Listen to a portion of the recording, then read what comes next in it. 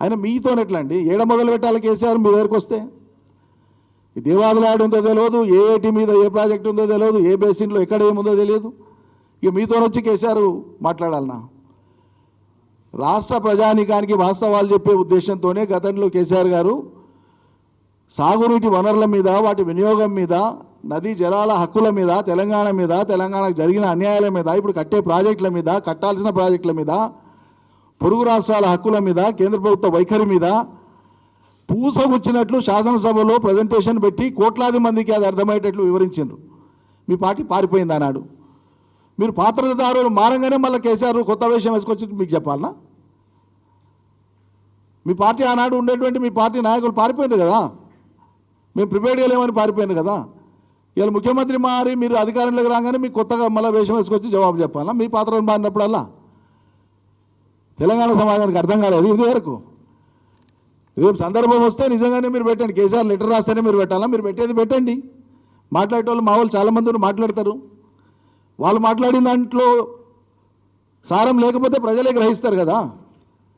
మా హరీష్ రావు, మా కేటీఆర్, మా ప్రశాంత్ రెడ్డి, మా గంగులను, ఇంకెవరో అక్కడుండే శాసనసభ్యులు, గౌరవ శాసనసభ్యులు మీరు సభ పెట్టి అంశాలు లేవనెత్తితే, మాట్లాడితే మిమ్మల్ని కాదు కన్విన్స్ చేసేది. మీరు మాట్లాడినా, వాళ్ళు మాట్లాడినా, మా వాళ్ళు మాట్లాడినా, ఇంకోరు మాట్లాడినా ప్రజలు కదా కన్విన్స్ కావాల్సింది. ప్రజలు కన్విన్స్ అవుతారు. పెట్టండి. మీరు మీ మంత్రులు మీరు ఎన్ని గంటలు తీసుకుంటారో ఒక క్షణం మైక్ కట్ చేయకుండా అన్ని గంటలు అంతే సమయం మా వాళ్ళకి ఇవ్వండి, పెట్టండి, చూద్దాం, దేఖలింగే. తెలంగాణ ప్రజల యొక్క హక్కులను అవతలి గట్టబెట్టేందుకు జరుగుతున్నటువంటి ప్రయత్నాలని అలా తెలంగాణ సమాజం ప్రశ్నిస్తున్నది. మీరు కంకణం కట్టుకొని ఉన్నారు అవతలికి దారాదత్తం చేయనికే. దానికి బీజేపీ వంతపాడుతున్నది. మేడిగడ్డ 2 పిల్లర్లు మాత్రమే కుంగిపోతే మొత్తం కాళేశ్వరం కులేశ్వరం అని మాట్లాడుతాం.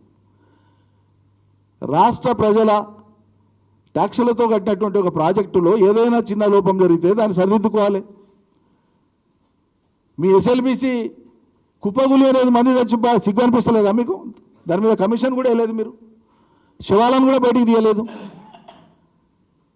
కేవలం 2 పిల్లర్లను రిపేర్ చేస్తే అయిపోయేటువంటి దానికి ప్రాజెక్టుల సముదాయం కాళేశ్వరం అనేది ఒక బ్యారేజ్ కాదని చిన్నపిల్లలకు చెప్పినట్లు చెప్పినాం. బడి పిల్లలకు కూడా అర్థమైంది. అలా ఇక ముఖ్యమంత్రికి అర్థం కాకపోతే మేమేం చేస్తాం? ఇప్పుడు తెలంగాణ ప్రాజెక్టులకు నీటి లభ్యత లేదని, కేటాయింపులు లేవని ఆంధ్రప్రదేశ్ రాష్ట్రం మొదటి నుంచి వ్యతిరేకంగా లేఖలు ఇస్తూ వస్తుంది, అభ్యంతరాలు చెప్తూ వస్తుంది కేంద్రానికి. తెలంగాణలో కడుతున్న ప్రాజెక్టులు కానీ, ఇదివరకు కట్టినవి కానీ, వరద జలాల మీద ఆధారపడి కృష్ణా బేసిన్లో కట్టిన ప్రాజెక్టులు కానీ నీటి లభ్యత లేదు, నీటి కేటాయింపు లేదు కాబట్టి ఇటువంటి ఈ ప్రాజెక్టులకు మీరు అనుమతి లేదు అని చెప్పి చంద్రబాబు నాయుడు గారు అనేక లేఖలు రాసిండ్రు, అనేక సందర్భాల్లో రాసిండ్రు. మరి మీకో సూత్రం వర్తిస్తుంది ఆంధ్రప్రదేశ్కు, చంద్రబాబు నాయుడుకు, మాకో సూత్రం వర్తిస్తుందా? మరి అలా గోదావరి బనకచెర్ల లింక్ ప్రాజెక్టు కోసం ఏ అనుమతులు లేకుండా నీటి కేటాయింపులు ఉన్నాయా ఆ ప్రాజెక్టుకు? కేంద్రం అనుమతి ఇచ్చిందా?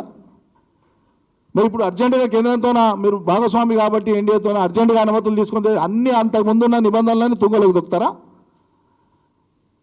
కేంద్ర ప్రభుత్వం పక్షపాతంగా వ్యవహరిస్తుందా? ఒకరిదికే ఉంటుందా? తెలంగాణకు వర్తించవా నిధులు కానీ ఆ నియమాలు కానీ?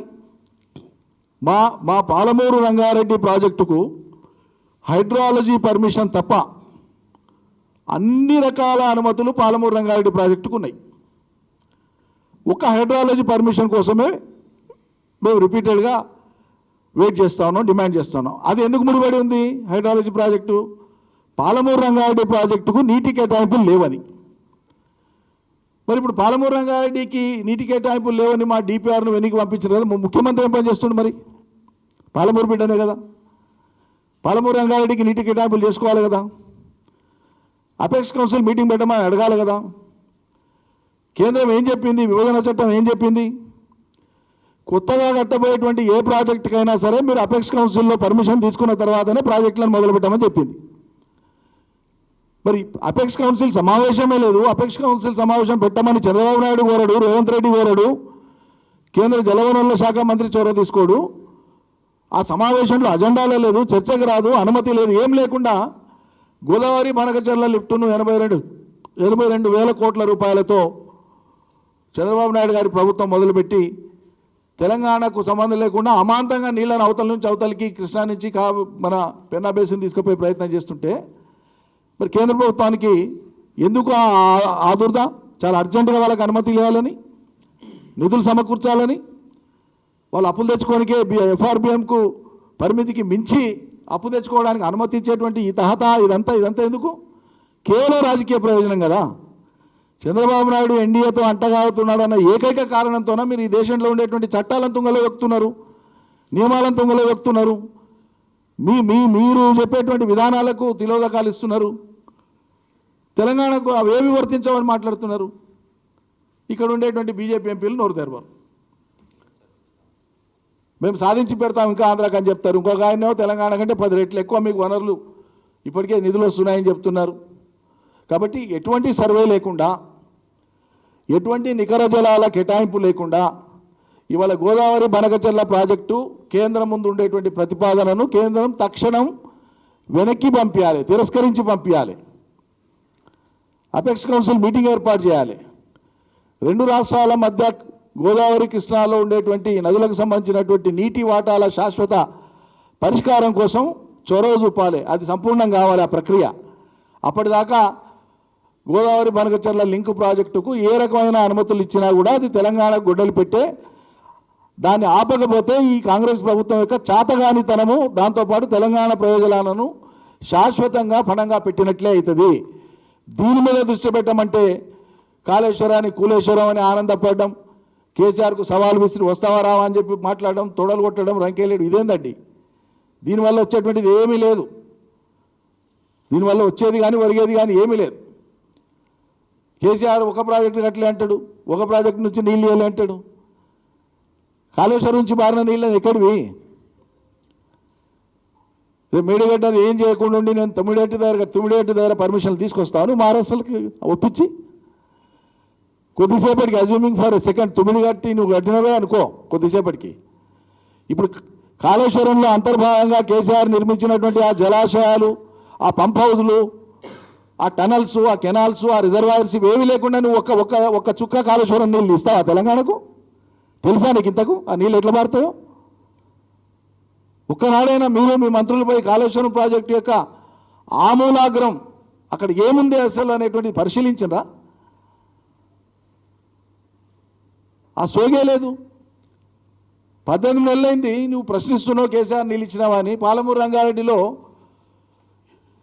మొత్తం 27,160 ఎకరాల భూమి ఉంటే 27,000 ఎకరాల భూమిని అక్వైర్ చేసినాం, కంపెన్సేషన్ ఇచ్చినాం, రిహాబిలిటేషన్ చేసినాం, 5 రిజర్వాయర్లు కట్టినాం, 4 పంపింగ్ స్టేషన్లు పూర్తి చేసినాం. మిగిలిన కొద్దిపాటి పనులు ఏవైతే ఉన్నాయో 10% వర్క్స్ ఏవైతే ఉన్నాయో అవి ఒక 3-4 నెలలు లేదా 5-6 నెలలు మనసు పెట్టి పనిచేస్తే అయిపోతాయి. ఒక 1,000-1,200 కోట్లతోన మొత్తం ప్రాజెక్టు ఫలితం ఇస్తుంది, ప్రజలు బాగుపడతారంటే నువ్వు పాలమూరు బిడ్డనని చెప్పుకొని ఇవాళటి వరకు ఆ ప్రాజెక్టు మీద ఒకనాడు దృష్టి పెట్టిందిలే, ఒకనాడు పోయి కాలు పెట్టి దాంట్లో కాలు మోపి చూసిందిలే, సమీక్ష చేసిందిలే. ఎందుకంటే అది మొత్తం కంప్లీట్ అయింది, అడిగిపోతే కనిపిస్తుంది ప్రజలకు. ఆఖరి 6 నెలల ముందు వాళ్ళ భావన, ఆఖరి 6 నెలల ముందు పోయి పనిచేసినట్లు చేసి నీళ్ళు ఇస్తే కేసీఆర్ పెండింగ్లో పెడితే మేము నీళ్ళు ఇచ్చినామని చెప్పుకోవడానికి చేసేటువంటి ప్రయత్నమే. అంతకుముందు కాంగ్రెస్ మొదలుపెట్టినప్పుడు మీరు లేరు, కాంగ్రెస్లో తెలుగుదేశంలో ఉన్న రేవంత్ రెడ్డి గారు. కాంగ్రెస్ నీళ్ళు అని దుస్థితిలో మీ నాయన చచ్చిపోతే దినవారాలు చేసుకుంటే నెత్తి కడుకోనికే నీళ్లు లేవని శాసనసభలో మీరు మాట్లాడిన మాటలు ఇప్పటికి రికార్డులో ఉన్నాయి.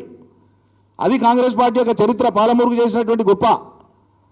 అటువంటి పెండింగ్ పాలమూరు ప్రాజెక్టులను పూర్తి చేసింది. పాలమూరు ప్రాజెక్టులలో సింహభాగం నీళ్ళు ఇచ్చేటువంటిది కల్వకుర్తి లిఫ్ట్ ఇరిగేషన్. ఆ కల్వకుర్తి లిఫ్ట్ ఇరిగేషన్లో మొత్తం ఎలక్ట్రో మెకానికల్ వర్క్స్ నుంచి మొదలు పెడితే సర్జ్ పూల్స్, పంప్ హౌసెస్ మొత్తం పూర్తి చేసిందే టీఆర్ఎస్ సర్కార్. కేవలం 12,000 ఎకరాలకు మాత్రమే నీళ్లు ఇవ్వదగిన మోతాదుకు పనులు చేసి పూర్తి చేసింది కాంగ్రెస్. 4 లక్షల పైచిలకు ఎకరాలకి ఇలా కేఎల్ఐ కింద పారుతుందంటే నీళ్ళు ఇచ్చింది కేసీఆర్.